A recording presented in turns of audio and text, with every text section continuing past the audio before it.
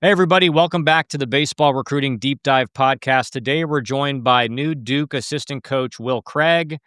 Will, thanks for joining us. Take us through your career. Obviously, a busy summer for you. Take us through your career path, all the stops you've made along your career, and how you ended up at Duke this summer. Yeah, man. So appreciate you guys for having me on. First off, yeah. So I grew up in a smaller town, Northeast Tennessee, Johnson City, Tennessee, which a lot of baseball people may know was in my rookie ball club, Yeah, I Johnson. played there. Yeah. Yeah. So that's where I grew up. Baseball is always my first love. I played multiple sports growing up, but baseball is always my love, right? So once I got into high school, I started kind of seeing that man, I'm pretty good at this thing. You I were think decent. You're yeah, pretty yeah. good. So, this is something I need to really buy into. My dad was a huge proponent of me, pushing myself and stuff, and so, had a really good, high school career, played with a lot of really talented players, a lot of guys in pro ball, a lot of high draft picks, and which is funny coming from a small town in Northeast Tennessee to say we had I think on my team, I had at one point, like 6 or 7 guys in pro ball, Wow. just for my high school team. Um, 2 ended up getting in the big leagues, 1 including myself, so it's kind of fun, obviously, but so I was fortunate enough, I went to Wake Forest out of high school. I was drafted in 37th round of high school by the Kansas City Royals, turned that down, obviously, and went to Wake Forest. Um, it was kind of that first startup to what they are now. Yeah. My class was with the new staff with, Coach Walter and Salento, and at the time, Coach Healy were there. It was their first team where they had everyone they recruited on the team. So Yeah.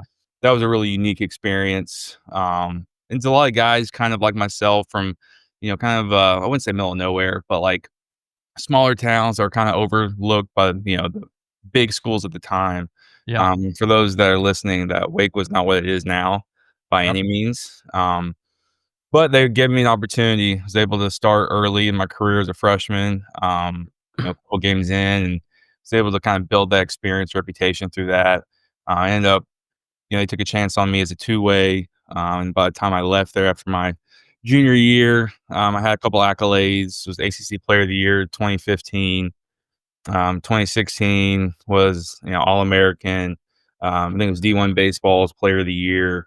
Um, That's pretty good. yeah, it's pretty good. That's pretty good. So, That's all right. yeah, so I was, first team All ACC both years. Had 9 saves my junior year. I think I was first or second in the conference in saves. Mhm. Also, hit really well. I was able to get drafted in the first round by the Pittsburgh Pirates, 22nd overall pick in 2016. Um, and that's kind of when stuff started changing a little bit. You start, that pool of players gets really small, right? And you start, Yep. realizing you need to do different things to kind of take that next step. Yep. Uh, and for me, it took me a little bit of while to kind of figure out how to get to that next step for myself. It was always, for me, it was always kind of show up and, play and, your Yep. skills will take care of itself. And then when the talent pool gets a lot higher, Mm. it's not that easy. So first 2 years struggled a little bit, was a high A all-star in the Florida State League. Didn't play the way I wanted to, but ended up doing okay. And then that was in 2017. In 2018, in Double A, Altoona, Pennsylvania, was an all-star in that league. Uh, hit 20 homers, drove in 100 RBIs, hit 250, so the average wasn't where I wanted to, but run producing was there. And went to the fall league, had a really good fall league, was named like all fall league DH. That was the same fall league that had like you know, a lot of all-stars, I Yeah. guess Yeah. is, Yeah. I didn't live up to that expectation, unfortunately, but, enough to be around those Some of guys. the teams in the fall league, you're like, "How did they lose a game?" Yeah, it's But 5 years later, you're like, "How" I remember, like, Corey Seager, Tim Anderson, all on a team yeah, I played against. I'm like, "How did that team ever lose?" it's wild, and because in the moment, you don't think about it, right? Because 'Cause we're all the Yeah. same. We're high Yep. A, double A, maybe a cup of coffee, triple A at that point. Yep. You don't really look at it like that, but then now I was 7 years ago, and now I'm watching, like, if I turn on a game, I'm like, "Oh, yeah, I played it with him. I played against him. Oh, I know Yep. him." I call him, every now and then. So, yeah, so, that was my double A year in 2018. 2019 was triple A. Um, Averaged about the same 250, but, hit 23 homers, played pretty well. Was able to win a Gold Glove at first base for the minor leagues with the highest fielding percentage, which was cool. Especially because that was something I had transitioned from third base to first base in the minor Sure. leagues. So that was a cool experience, and kind of accolade to win. Then COVID hit 2020. We got a whole new front office change and stuff. So, it was just kind of a new atmosphere. Everything was new. Then COVID hit and kind of shut everything down. But was fortunate enough to get to go to the alt site during the COVID year. And then got to debut that year in St. Louis. And then the following year in 2021, got taken off the roster and then got put back on the first month of the season, I want to say. So towards the end of April, early May. And played like 2 or 3 weeks in the big leagues and then went back down. Then went overseas to Korea for 6 months. So I was overseas there and then came back and was trying to get a job somewhere and things just didn't work out. Yep. So I decided I knew coaching was something I always wanted to get into. So once I came back, I trained like I was going to get signed for the spring of 22. Yep. Didn't work out. So I decided I need to go back, get my degree and get into coaching. And then went back to Wake and kind of, 3 years later, here I am. Yeah. That's a big bio there, man, but Yeah, sorry, that was a long no, way. it's in a good way, Oh, yeah.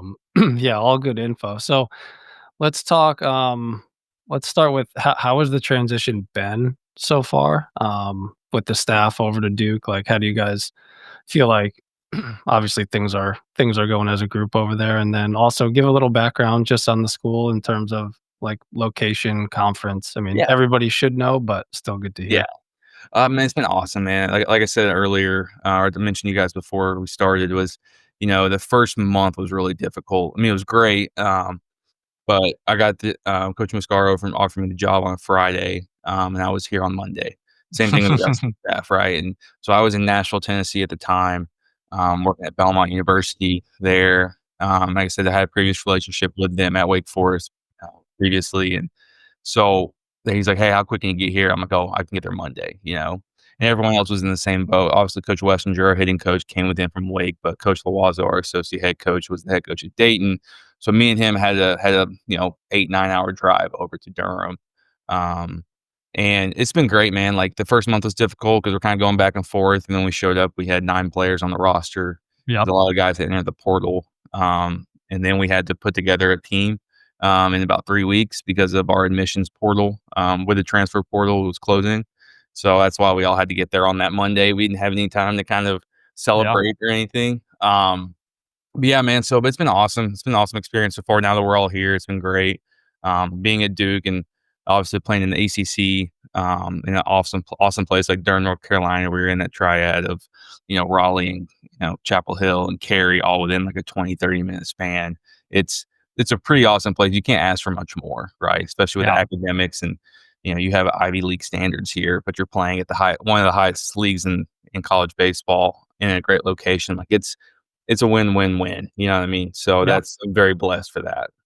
Yeah, Will, I mean, I think a lot of people, and I've talked about this with some people, but the difference with y'all's situation at Duke is that, Duke hires Mascara, who was an assistant coach, whereas, Mississippi State hires O'Connor from Virginia. Yep. Well, a lot of those kids from Virginia hop in the portal, go to Mississippi State. A lot of those kids from Duke followed Pollard to Virginia. Yep. You guys, I feel like the assistant coach doesn't quite have, even though Mascara is considered probably one of the best, if not the best pitching coach in the country, like still a lot of people are going to stay or they're going to go somewhere else because you're not following a head coach. So talk about, and you brought up as well, like Duke's, the admissions to get into Duke, you can't just take, I remember texting you like 2 months ago, I'm like, "Hey, how difficult is it to get a JUCO guy in?" You're like, "Dude, it's like, it might be impossible." Like, that's how difficult it is. Yep. So talk about how difficult that transition was. Like you said, you had like 9 guys on the team on the roster. You had to fill in a bunch of guys in like a very small a period of time. Just talk about that transition in more detail. Yeah. So the first thing we had to do, right, was put a team together, obviously, right? So how we do that? Well, one, we got to figure out the admissions. Like, okay, what can we get in? Obviously, Duke is in the league with Ivy League schools. And, with Coach Muscara, one of the first things, and obviously me playing at Wake Forest, but, him coaching at Wake Forest and going through the admissions process with them, he's like, "Oh, it can't be that much different, right?" Well, no, it is a lot different, right? So, like, the junior college route, like, it's like you mentioned earlier, like, it's basically impossible. Like, you can, but it's a very special circumstance. Yep. Now and then with the high school kids too, like, we're only allowed so many kids, and I don't know if I'm allowed to go in detail with it, but we're only allowed so many kids with certain GPAs, Yep. Yep. and AP classes and test scores. Like, we are still technically test optional, but there's, rumors that we're gonna switch back. Yep. And so at that point, the test, SAT, ACT can only, help you at that point. Yep. Um, but yeah, so, like, we're like, "Okay, what we gotta do to get in?" And we found out, for one, that grad school kids are a lot easier to get in Yep. than, underclass, especially with us. Like, there weren't any 2025s really available at that point either. Yep. And a lot of our 25 class followed Pollard to UVA, which is, Yep. I get it. Those were his guys, right? Yeah. Yeah. Him and, ET and, Simmons and Sikowski and all that, and Kirkpatrick. Like, those are their guys. So we understood it. Like, obviously it stunk, but, like, that's part of it. And same thing with the 26 class as well. So a lot of those guys followed them there. So it's like, okay, we got to start from scratch. And it's funny, we talk about this all the time, and with, internally and stuff, but, like, when you call a recruit, a lot of these schools are, like, saying how great they are, this and that, and, how much money they're going to get, whatever. I don't know what's going on in those, but for us, it's, "Hey, what's your transcript?" Like, we need your transcript because we got to see we can get you in the school first. And if we can, we'll continue this conversation and the vetting process to see if this is where you want to be. Or if it's not good, then we just have to move on. Like, there's no waiting around. Especially at that point when we had 3 weeks. Like, you call a portal kid and he's like, "Yeah, I got a 3.2 GPA." Okay, what was your high school GPA? And it's like, "Well, I had a 3.5." Okay, it's not good enough. Sorry, man. Wish you the best of luck. Yeah. Or it's, kid's got a, he has a 3.9, but he had 1 C in this class, and it's like, that's a stretch. Like, I don't know if we're gonna be able to do that. Like, it's just, Wow. it was a very unique setting. And especially when you're first coming into it, you have no idea, like, what Yeah. what you're getting into. And a lot of our staff members here were on vacation at the time too, so we're trying to go off a whim on stuff like that. But now that we're slowly getting into that process and understanding it, it's a lot easier now. I wouldn't say it's easy by any means, but it's a lot easier now just because, like, we understand what it looks like to get a yes. You know what I Yep. mean? So that's been good now, but, like, that first month was hectic, just trying to fill the roster, make sure everyone's, they're good academically. And obviously, like, with us too, like, obviously, Duke, so we don't have 34 four rides to throw around. Yep. But and, Duke's really expensive, right, too, so Yep. you gotta have the right families as well. And we do a really good job with financial aid. But, like, it's one of those things where you just have to, there's just a small pool of players you can pull from. Yeah. Yeah, I'd be curious to hear if you guys, I mean, if you even gotten that far, but how is everything you've learned going to factor into how you recruit next year in terms of, hey, we might need to replace with 5 or 6 grad guys, but what are the chances we can find 5 or 6 grad guys that meet what we're looking for academically? So, what's going to be the balance between high school and transfers for you guys if you have talked that much? Yeah, I mean, for us, we're gonna have to live in the high school realm. Like, we're gonna have to, just because, for one, the price of kids that go in the portal, the price for the scholarship and the money goes up. 1, 2, if you've taken online classes at a previous school, we're not gonna be able to get you in. Yeah. So if Duke's school you want to go to and maybe you're just not there yet physically, and you want to go to, a Division 2 or Division 3 or mid-major even, like, you can't take academic or online classes, for one.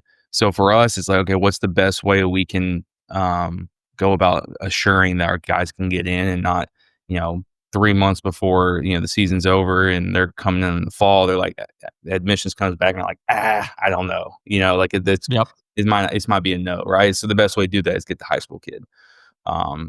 So for us, like, in this 27 class, like, August 1, we had, made 40, 50 phone calls like every other school. Yeah.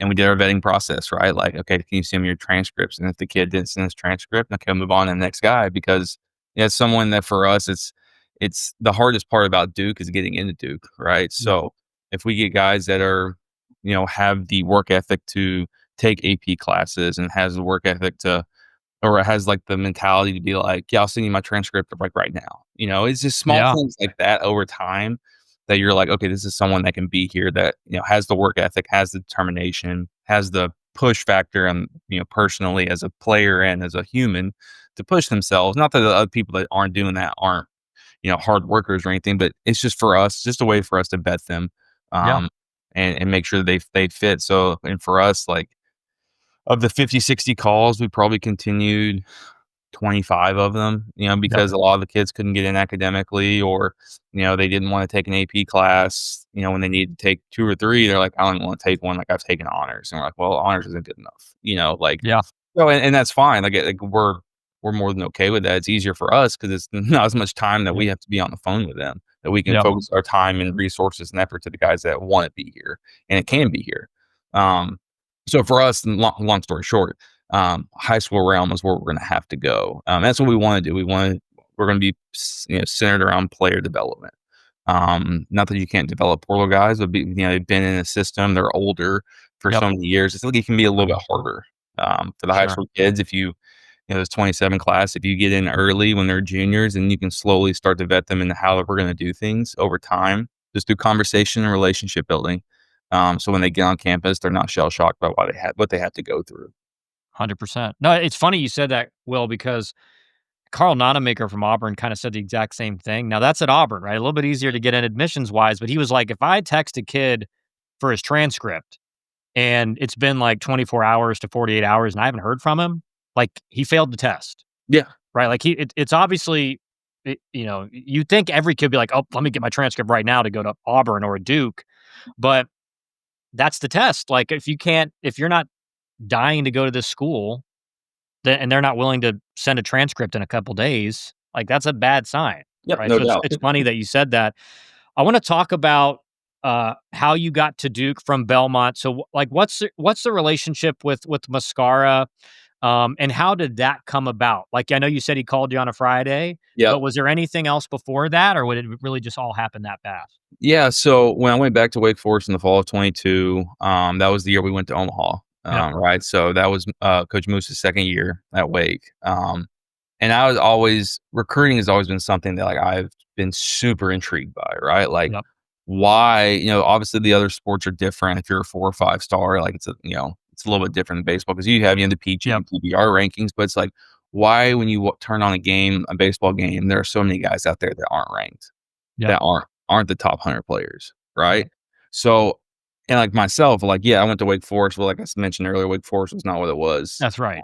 Yeah. Like You're okay. yeah, I mean, we were Yeah. my first year we finished third or fourth to last in the ACC. The next year we didn't make the tournament, right? Yeah. And now they're going to regionals, hosting regionals, going to Omaha, right? Yep.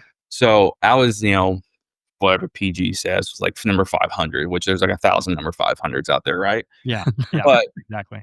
But, like, that's what I was, and, like, it ended up working for me, and I had teammates like myself that were in the same boat that weren't the super high ranked guys, but they made it. They were very good college baseball players and got to play professional for a long time. I got 2 of my teammates that are still playing, Yep. and so, like, the whole process has just been really, like, I don't know, it's just very fascinating to me how baseball can work that way, right? You don't have to be Aaron Judge side, you can be a Jose Altuve size, right? And Yeah. still make it and make money from it. So when I got back to Wake, I was like, all right, I'm going to focus on, trying to be a great recruiter because I want to be able to find those diamonds in the rough, as Yep. you say. So, and Coach Salento and Coach Mascara were 2 great guys to kind of get that feedback from. Obviously, Coach Salento recruited me in high school. Coach Mascara's had a lot of success at stops that you probably wouldn't think have a lot of success. Yep.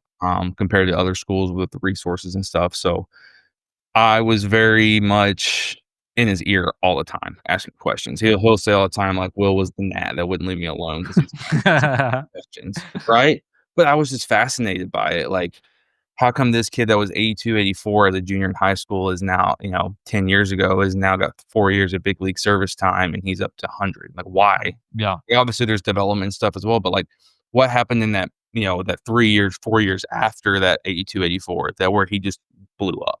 You know what I mean? So that fascinated me. And so when I got when we went to Omaha and Wake that year, I said I was all in, Billy, Coach Salento, and Coach Mascara's ear about stuff, just asking questions. I felt like playing at the level I played at, I could tell when a guy's got a good swing, right? I could Yep. tell when you've got good actions. Like that was kind of because I've been around it for so many years. Yep. But how do you project a 16, 17-year-old kid to when they're 20, 21? Like where's that 4 or 5 year step? And like for me, I was like, all right, the only way I'm ever going to be able to do this at a high level is one, ask a ton of questions because I don't know, right? Mhm. Two is go do. I'm a guy that has to do it and then see the results and then kind of modify my approach. Yep. Right. So when we got done in Omaha, obviously I wanted to stay awake or I wanted to go to a P4 school, right? But I had lived in Nashville the last 7 years with my wife, who actually got her doctorate at Belmont. So it's kind of a full circle moment at that point. But I reached out to schools in the area. I'm like, what am I going to, I want to be, this is what I want to do. Do you have an opportunity? Well, Belmont reached out and basically gave me a job within a week because their guy was moving on to another school. And so I was like, cool. And it was right in the middle of recruiting season in July. So literally I took the job on like a Tuesday and I was in Georgia by Thursday. Yep. And so my biggest thing is I wanted to go do that. So, but every summer I went on my way to see, Salento and Muscara just to like run into them, right? And talk to them, what's the new thing you guys are working on? What's the new thing you're looking for? And, is it vertical release? Is it extension? Is it spin rate? What is it? And like I said, I was still that gnat in his ear that just would not leave him alone. So I was there for 2 years. I did, helped out with recruiting a ton, but every time I'd always, go to futures games and I'd always run into Coach Moose because he'd be watching Florida or Georgia play. Well, Belmont's in Tennessee, so I'm always watching this very similar teams. We'd always get together and just talk. And he had mentioned, hey, when I get a head job one day, like, would you come with me? And I'm like, yeah, man, absolutely. Like, he's just being nice, right? Like, fast forward, and then he calls me on Friday, hey, you want to come with me? And I'm like, yeah, I already told you I would. Like, as long as it's the right spot. Didn't think you'd call me. No, I know. I thought he was just being nice. Like when he got the job here at Duke, I literally just texted him and I said, hey man, I'm so happy for you and your family. Like, if there's anything else I can help you guys with, let me know. I know there's not much, but if there is anything, let me know. And then 24 hours later, he calls me. He texts me back, thanks, appreciate it. And then he calls me 24 hours later and like, hey, you want to come with? And I was like, yes. Like, that's not really a question. So that's kind of the how we kind of got connected and kind of stayed connected through the years. Nice. Yeah. So after obviously learning a bunch from those guys, and you're obviously in a recruiting coordinator role now, what are some of the, you don't have to get super in depth, but what are some of the basic things you're looking for when you're evaluating a guy on the mound or evaluating a guy offensively, or position player wise? And we already know we already know the academics, they have to do that. Right? Yeah. So physically, man, like, I'll start from the hitter standpoint just because that's more my background. So obviously, if a guy's got a beautiful swing, he's got a beautiful swing, right? He's got bat speed, he's got characteristics. But the two big factors for me, right, is how does the lower half work? So when the lower half, when he's rotating, is his head staying in the center of his body? Is he leaking forward? He's staying too far back. Where is that lower half? How is it efficiently doesn't move? Is a big thing. And the second thing is going to sound kind of dumb and kind of obvious, but does he swing his strikes and does he take balls? Yep. And then like when he swings his strikes, does he impact it? And it's basically that simple, right? Like, now, and then that's just from a hitting standpoint. Now, from a defensive standpoint, it's the actions, it's how's the footwork, how's the arm strength, how's the arm, how's it work? But from a hitting standpoint, like, it's literally it. Like, I want to watch the lower half and kind of how it is in unison with the upper half. And then just if he swings his strikes and takes balls, that's my most important thing I look at. Because if I was a guy who's a beautiful swing, you're like, man, this guy, he could hit 25 homers here easily. And then you go watch him and he's chasing everything in the dirt, or he's taking pitches that were strikes, and like maybe it's borderline strikes, but it's like, he's facing a kid throwing 82, 84. It's like, it doesn't matter if it's a borderline strike, you should still be doing damage with it, especially if I'm recruiting you, right? If ACC school's recruiting you. So that's kind of my take on the hitters. Like I said, it's very generic, but like that's kind of what I look for. Just kind of everything's got to kind of look the part, but then when they go down to the nitty gritty, it's swing at strikes, take balls, and then how's the lower half work? Will, what are the things besides the physical in a player? Because obviously you played at a high level professionally, played in the big leagues, and you, I mean, we all played professionally. So we all saw those guys that were immensely talented, Mhm. but they couldn't handle failure, right? Yep. Their mental side of the game for them was terrible, and it basically made it to where they didn't reach their potential on the field. Yep. What are those things when you're watching a player? What are the red flags when you see a player do something and you're like, man, like I may think he's talented, but that right there is an indicator that he's not going to be successful. Yeah, so it's funny you mentioned that. I was that guy when I got into pro ball. I handled failure horribly, because I'd never really failed before, Yeah. In school, I hit 500 every year with, I hit I always say this stat, I hit 37 homers in high school, and so, I never failed. I got to college, and it failed a little bit my freshman year, but, in my head, it was I'm 19 playing against 22-year-olds, that's Yeah. normal. But then the next few years, I had a lot of success, so I got to pro ball, and I failed and didn't know how to handle it.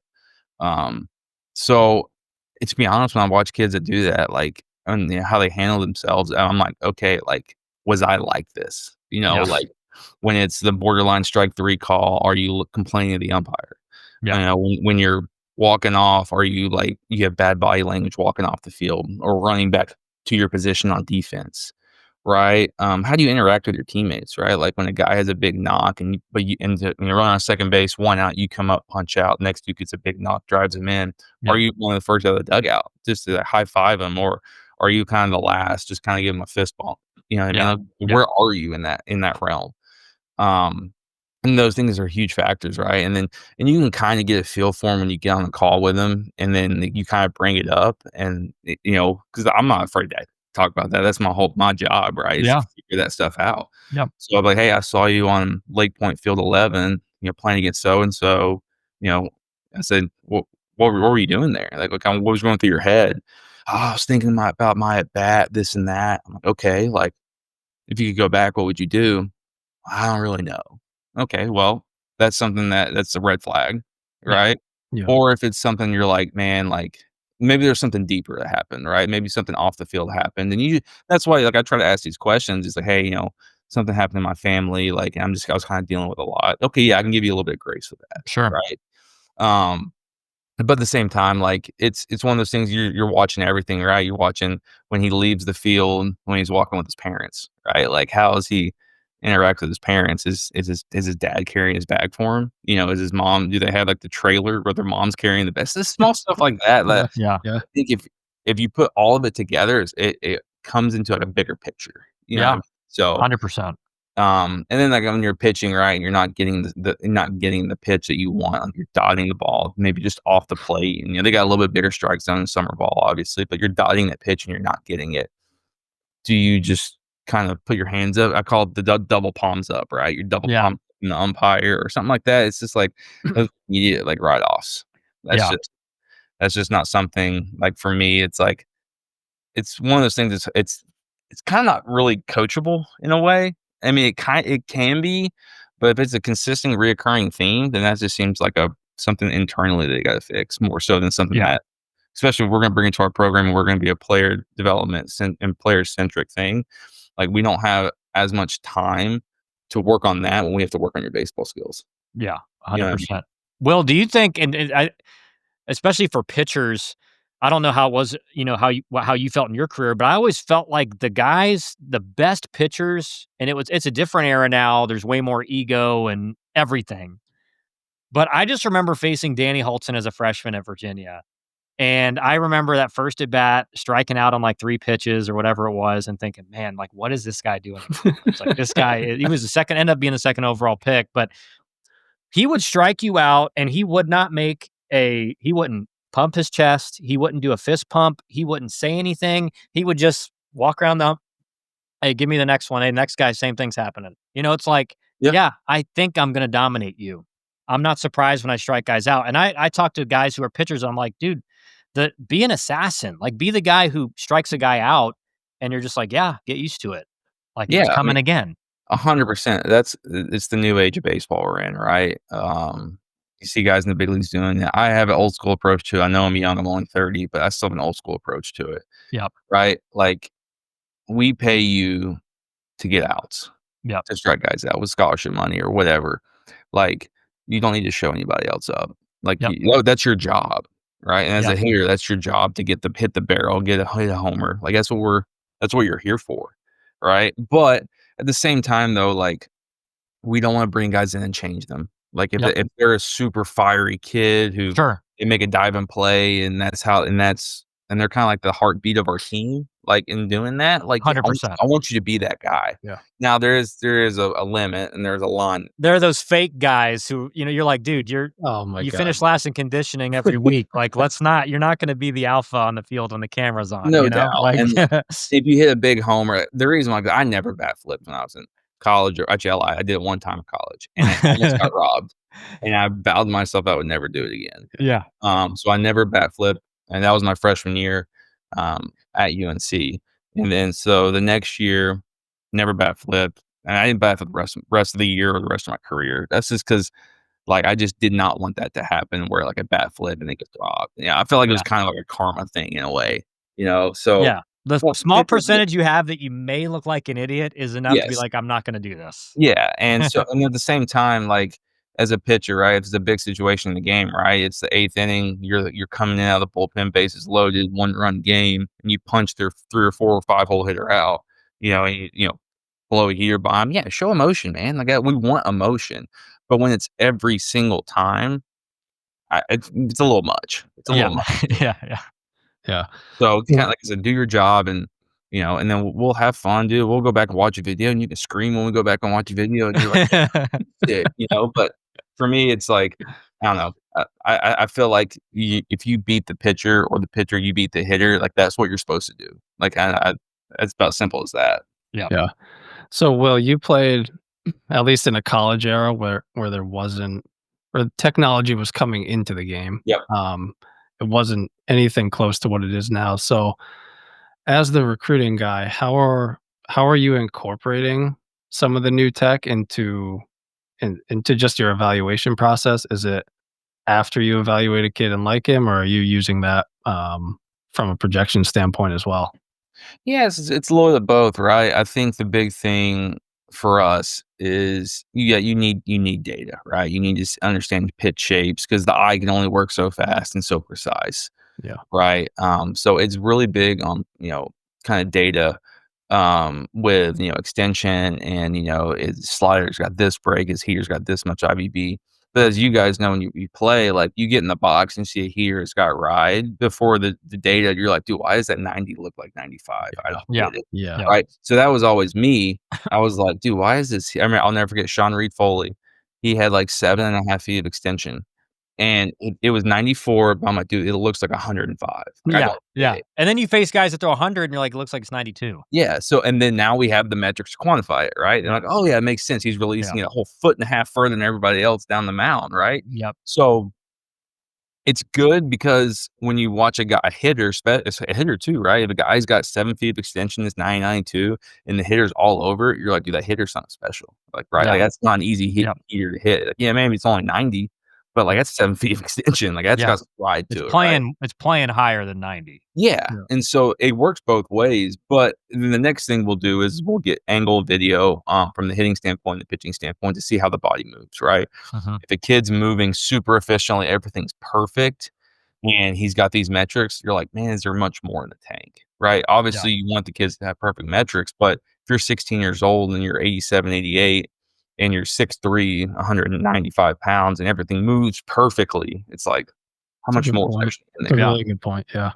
Yeah. And then on the flip side, if the guy doesn't move, and majority of the time, they don't move efficiently, right? Yeah. Like, they don't move, lower half and the upper half don't connect properly, and it's just pure raw strength at that point. Yeah. But say he's got 7 feet of extension, he's 86, 88, you take the video, and you're like, dude, he's got 4 or 5 miles an hour easy in the tank as long as he connects the lower half of the upper half, or like the fascial slings that we talk about all the time. Like if those connect properly, he's got 5 miles an hour in the tank, and you can't teach 7 feet of extension. You know what I mean? You just can't.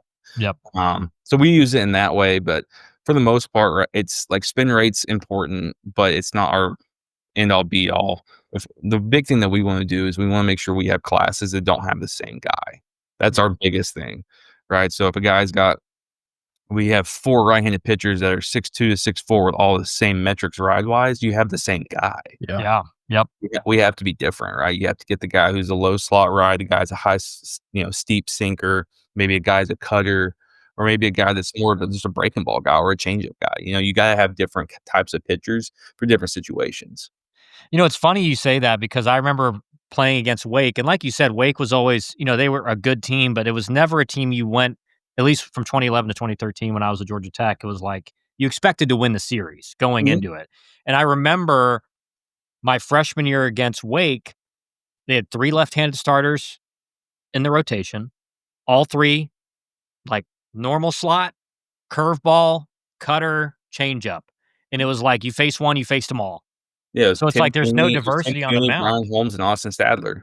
Yeah, yeah. I know exactly who it was. Yeah, so it's like you're facing those guys and you're like, "Okay, I faced one. Now, if Yeah. you get a hit off the first guy, you're like, "All right, I'm locked for the weekend now," Yep. That's a great point because I think there are a lot of people out there, especially in development in general, who are just like, "Well, if we can get him to look like this," it's like, "Well, if you have 7 of your 9 go-to bullpen guys look the same, like, you can't just bring in back to back to back to back the same guy. The teams are gonna adjust and they're gonna hit those guys." For sure.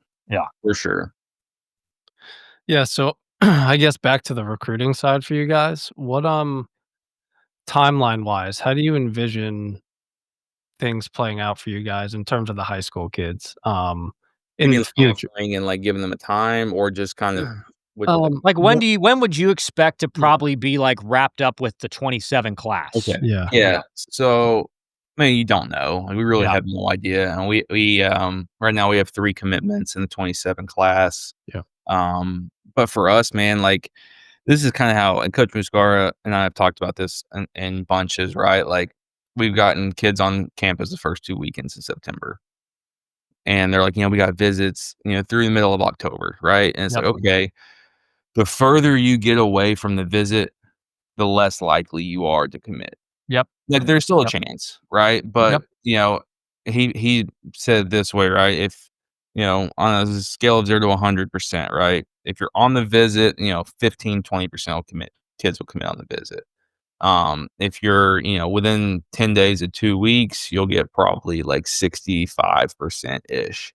And Yep. then after that, you probably get 10 to 15% of guys, Yeah. beyond 2 weeks, right? So, Yep. and the kids that we want, like I said, we've done the vetting process with them. We really like them, we really want them.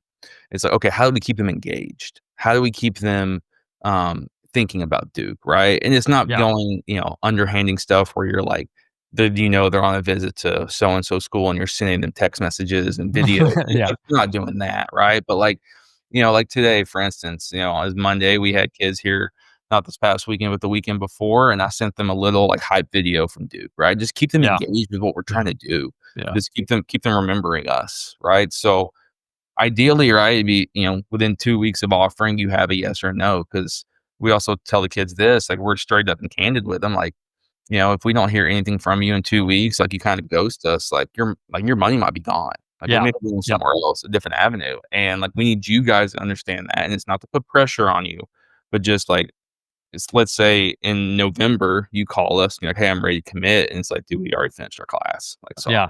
Like Yeah. like, but we also tell them too, like, if you are interested in us, you have to, have communication with us. Communication is the most important thing. So, I mean, ideally, 2 or 3 weeks after an offer, you have a yes or a no, Yeah. ideally. And then you can move on to the next guy, or you can shut it down and say he commits. And, 'cause our goal is to bring in 10 to 12 kids class. That's kind of where we're at. With the roster limitations, and you got to plan for guys maybe jumping in the portal or getting drafted early or something like that. You have to plan for that stuff. So, but yeah, usually a 2 or 3 week span from the offer. But we are trying to be diligent with allowing these kids to go on visits because they're kids, man. They're 16, Yeah. 17 years old. We want them to have that experience. Like, I always tell them about my why is I have all these experiences as a player, and I tell my stories like I told you guys earlier, and I have a lot more stories too, but, like, I Yeah. want them to have those stories, and I want them to have that experience, right? And I feel like for me, it's a disservice for me is if I just push the kid to commit right away, right? And he doesn't get to Yep. take it to 2 or 3 visits, because like, what if he commits right on the spot, like, you pressure him, and then he gets you get, a year in, and he starts second guessing it because he didn't see. It's like dating, right? Like, Yep. You go date this girl for forever, and then you start second guessing it because you're like, man, what else is out there? Yeah. And you just got to be smart with it too. But I think the biggest thing is keeping them engaged, and hopefully you have get something in 2 or 3 weeks, ideally. Will, man, this has been great. Like, thanks for doing this. I think 100% we gotta plan on having you on after the first season when that's over. Hopefully, you guys are in Omaha and it's like been the best season 100%. ever. Because I think it'll be interesting for people to see. Okay, they came in with 3 weeks left in the summer, had to put a roster together. Now, what's the game plan for year Mhm. two when you got a whole summer ahead of you to recruit? I do think Duke, if you're out there, guys, getting recruited by him, I mean, it's probably going to be a good place to be for a freshman coming in because you guys did have to rebuild a roster with probably a lot of grad guys and older guys in general. So over the next year or two, there's going to be spots open to compete for. But thanks for doing this, Will. And like I said, we'll have you on again probably at the end of spring when the season's over for you guys. Absolutely. And thanks, guys, for having me. I really enjoyed it. Yeah, man. Awesome.